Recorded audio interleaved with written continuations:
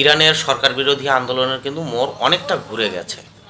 Khamenei খুব সুন্দরভাবে কিছু সুযোগের সদ্ব্যবহার করে এই আন্দোলনের মোড়টি ঘুরিয়ে দিয়েছে।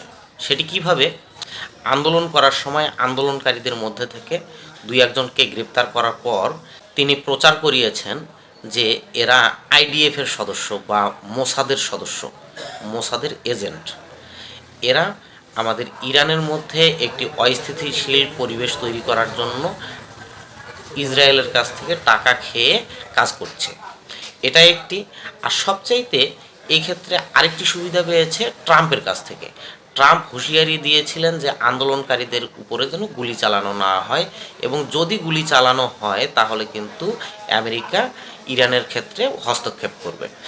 ট্রাম্পের এই কথাটাকে কাজে লাগিয়ে খামেনি একটি কথা প্রচার করেছে যে বহির্বিশ্ব ইরানের ব্যাপারে হস্তক্ষেপ করার চেষ্টা করছে, এবং ইরানের লোক বা ইরানের জনগণ চায় না যে বহির্বিশ্বের কেউ ইরান দেশটিতে হস্তক্ষেপ করুক।